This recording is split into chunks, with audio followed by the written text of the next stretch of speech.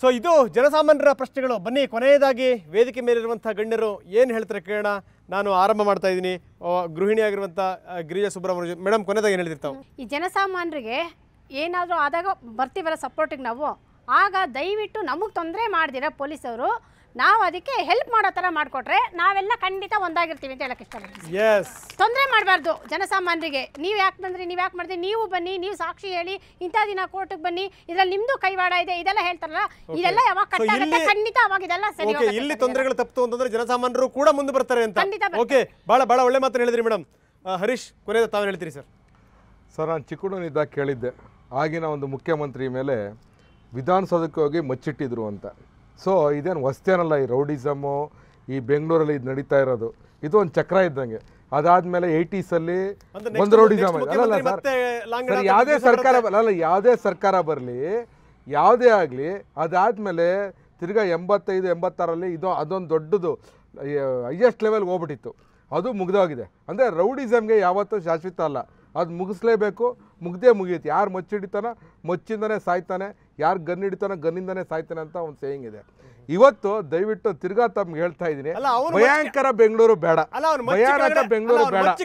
Garden city, AC city ಚೆನ್ನಾಗಿದೆ, ಎಲ್ಲೋ ಒಂದು ಅಲ್ಲೂ ಇಲ್ಲಿ ಯಾವುದೋ ಒಂದು ಆಗಿದೆ ಘಟನೆ, ನಾನು ಇಲ್ಲ ಅಂತ ಹೇಳಲ್ಲ. ಆದರೆ ಇವತ್ತು ನಮ್ಮ ಪೊಲೀಸ್ ಅಧಿಕಾರಿಗಳು ದಕ್ಷ ಅಧಿಕಾರಿಗಳಿದ್ದಾರೆ.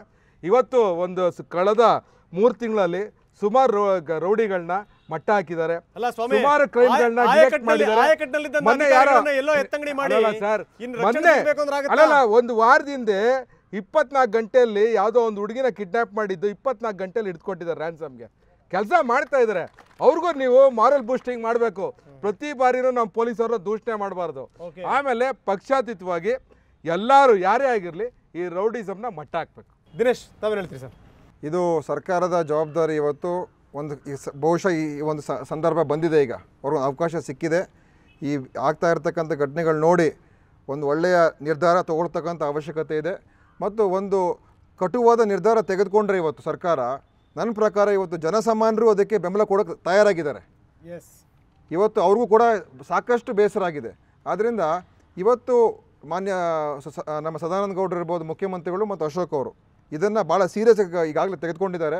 ಇನ್ನೂ ಸೀರಿಯಸ್ ಆಗಿ ತೆಗೆದುಕೊಂಡು ಈ ಒಂದು ನಿಯಂತ್ರಣ ಮಾಡ್ತಕ್ಕಂಥ ಅವಕಾಶ ಇದೆ, ಸಂದರ್ಭ ಬಂದಿದೆ. ಅವ್ರು ಮಾಡ್ತಾರೆ ಅಂತ ನಾನು ಈ ಸಂದರ್ಭದಲ್ಲಿ ಹಾರೈಸ್ತಾ ಇದ್ದೀನಿ. ಮಾಡಿದ್ರೆ ಖಂಡಿತವಾಗಿಯೂ ಬೆಂಗಳೂರಿನಲ್ಲಿ ಇದನ್ನು ಬದಲಾವಣೆ ಮಾಡ್ತಕ್ಕಂಥ ಅವಕಾಶ ಪೂರ್ತಿಯಾಗಿದೆ. ಅಧಿಕಾರಿಗಳಿದ್ದಾರೆ, ಒಳ್ಳೆ ಅಧಿಕಾರಿಗಳಿದ್ದಾರೆ, ಕೆಲಸ ಮಾಡ್ತಕ್ಕಂಥವ್ರು ಇದ್ದಾರೆ. ಅವ್ರನ್ನ ನಾವು ಹರೀಶ್ ಅವರು ಹೇಳಿದಾಗೆ ಬೆಂಬಲ ಕೊಟ್ಟು ಪ್ರೋತ್ಸಾಹ ಕೊಟ್ಟು ನೀವು ಮಾಡಿ, ನಾವು ನಿಮ್ಮ ಹಿಂದೆ ಇದ್ದೀವಿ ಅಂತ ಹೇಳಿದ್ರೆ ಅವ್ರು ಮಾಡಿ ತೋರಿಸೋ ಶಕ್ತಿ ಅವರಲ್ಲಿದೆ. ಮೇಡಮ್, ತಾವೇನು ಹೇಳ್ತೀರಿ? ಅಲ್ಲ, ಎಲ್ಲರದು ಒಟ್ಟಾರೆ ಸೇರಿಸಿ ಹೇಳಬೇಕು ಅಂತಂದರೆ ನಾವು ನಿಜ, ಅದು ನಮ್ಮ ಭಯಾನಕ ಬೆಂಗಳೂರು ಹೋಗಿ ಮತ್ತೆ ನಮ್ಮ ಹಳೆಯ ದಿನಗಳು ನೆನಪಿಗೆ ಬರೋ, ಆ ದಿನಗಳು ನೆನಪಿಗೆ ಬರೋ ಥರ. ಅಲ್ಲ, ಭಯಾನಕ ಬೆಂಗಳೂರು ಅಂತ ಇರಲೇಬಾರ್ದು. ನಾನು ಹೇಳ್ತಿರೋದು ನಿಜ, ಭಯಾನಕ ಬೆಂಗಳೂರು ಇಲ್ಲ ಅನ್ನೋದು ಸುಳ್ಳು. ಖಂಡಿತವಾಗ್ಲೂ ಭಯ ಹುಟ್ಟಿಸೋ ಥರ ಆಗ್ತಾ ಇದೆ ನಗರಗಳು. ನಾವು ಪೊಲೀಸ್ ಸಿಬ್ಬಂದಿಗಳು ಹೆಚ್ಚಾಗಿರೋದಾಗಲಿ, ತಾಂತ್ರಿಕ ಮಟ್ಟ ನಾವೇನೇನು ಟೆಕ್ನಿಕಲ್ ಆಗಿ ಏನು ಇಂಪ್ರೂವ್ ಆಗೋದಾಗಲಿ, ಮತ್ತು ಇಲ್ಲಿ ಪೊಲೀಸವ್ರಿಗೆ ಏನೇನು ಕೊಡಬೇಕಾಗಿದೆ ನಾವು ಸವಲತ್ತುಗಳನ್ನ ಕೊಡೋದಾಕೆ. ಯಾಕಂದರೆ ಈಗಾಗಲೇ ದಿನೇಶ್ ಅವರು, ಹರೀಶ್ ಅವರು ಹೇಳಿದಾಗೆ ಕರ್ನಾಟಕ ಪೊಲೀಸ್ ನಿಜವಾಗ್ಲೂ number 1 police in the country. ಅದು ಪ್ರೂವ್ ಮಾಡಿ ತೋರಿಸಿದ್ದಾರೆ. ಆದ್ದರಿಂದ ಆ ಪೊಲೀಸವ್ರಿಗೆ ನಾವು ಇನ್ನೂ ಶಕ್ತಿ ಕೊಡೋ ಜೊತೆಗೆ ನಮ್ಮ ಜನಸಾಮಾನ್ಯರ ಜವಾಬ್ದಾರಿನೂ ಅರಿತುಕೊಂಡು ಕೇಳಿ ಇಲ್ಲಿ ತನಕ ಕಂಡುಹಿಡಿದಿರುವಂತ ಪೊಲೀಸ್ ಇದಲ್ಲ, ಕೊಲೆಗಡಕರು ಕಂಡುಹಿಡಿದಿರೋ ಪೊಲೀಸರಿಗೆ ಆಶ್ಚರ್ಯ ಆಗ್ಬಿಟ್ಟಿದೆ ಇವಾಗ. ಏನಂತ ನಾವು ಅಷ್ಟೊಂದು ದಕ್ಷರ ಅಂತ. ಖಂಡಿತ ದಕ್ಷರೇ. ನಾವು ಯಾಕೆ ಸರ್ ಅಂತ ಜವಾಬ್ದಾರಿ, ನಾವು ದಕ್ಷರನ್ನು ಮಾಡ್ಬೇಕಾದ್ರೆ ನಮ್ಮ ಕರ್ತವ್ಯ ಕೂಡ. ನಾವು ದಕ್ಷರಲ್ಲ ಅಂದ್ರೆ ದಕ್ಷರಲ್ಲ ಅಷ್ಟೇ. ಮಾಜಿ ಪ್ರಧಾನ ಕೊಂದವ್ರನ್ನು ಹಿಡಿದವ್ರು ಬೆಂಗಳೂರು ಪೊಲೀಸರೇ. ಈಗಾಗಲೇ ದಿನೇಶ್ ಅವರು ಒಪ್ಕೊಂಡ ಹಾಗೆ ಸದಾನಂದ ಗೌಡರು ಮತ್ತೆ ಅಶೋಕಣ್ಣ ಅವರು ಖಂಡಿತ ಒಳ್ಳೆ ಕೆಲಸವನ್ನು ಮಾಡಕ್ಕೆ ಮುಂದೆ ಕಾಲಿಟ್ಟಿದ್ದಾರೆ. ಅವ್ರಿಗೆಲ್ಲರಿಗೂ ನಾವು ಸಪೋರ್ಟ್ ಮಾಡೋಣ. ನಾವು ಈಗ ಮತ್ತೆ ಅನ್ಕೊಳ್ಳೋಣ, ಭಯಾನಕ ಬೆಂಗಳೂರು ಹೋಗಿ ಮತ್ತೊಮ್ಮೆ ನಾವೆಲ್ಲರೂ ಸುಖವಾಗಿ Bengaluru garden city, AC city ಅಂತೆಲ್ಲ ಮಾತಾಡೋ ದಿನಗಳು ಬರಲಿ. Okay, thank you very much Dinesh ಮತ್ತೆ ತಾರಾ. ಇಲ್ಲಿ ತನಕ ಒಂದು ಸಾಕಷ್ಟು ಮಾತಾಡಿದ್ರೆ ತಮ್ಮಿಬ್ಬರಿಗೂ ಕೂಡ ಧನ್ಯವಾದಗಳು. ಅದೇ ರೀತಿ ಹರೀಶ್ ಮತ್ತೆ ಗಿರಿಜಾ ಅವರೇ, ತಮ್ಮಿಬ್ಬರಿಗೂ ಕೂಡ ಧನ್ಯವಾದಗಳು ಸರ್. ಸೊ ಇದು ಜನಸಾಮಾನ್ಯರ ಪ್ರಶ್ನೆಗಳು, ಜನನಾಯಕರು ಮತ್ತು ಜನಪ್ರತಿನಿಧಿಗಳು, ಕಲಾವಿದರು, ಸಮಾಜ ಸೇವಕರ ಉತ್ತರಗಳು ಎಲ್ಲದನ್ನು ಕೂಡ ಕೇಳಿದ್ರಿ. ಆದರೆ ಒಂದು ಮಾತು ಮಾತ್ರ ನಿಜ, ಜನಸಾಮಾನ್ಯನಿಗೆ ಈಗ ಬೇಕಾಗಿರುವಂಥದ್ದು ಶಾಂತಿ ಮಾತ್ರ. ಎಲ್ಲೋ ಒಂದು ಕಡೆಗೆ ಹೊರಗಡೆ ಹೋದಂಥ ಮನುಷ್ಯ ನಾನು ಸುರಕ್ಷಿತವಾಗಿ ಮನೆ ಬರ್ತೀನಿ ಅನ್ನುವಂಥ ಒಂದಷ್ಟು ವಾತಾವರಣವನ್ನು ಕಲ್ಪಿಸಿ ನಿಮ್ಮನ್ನು ಗೆಲ್ಲಿಸಿದಕ್ಕೂ ಕೂಡ ಸಾರ್ಥಕವಾಗುತ್ತೆ.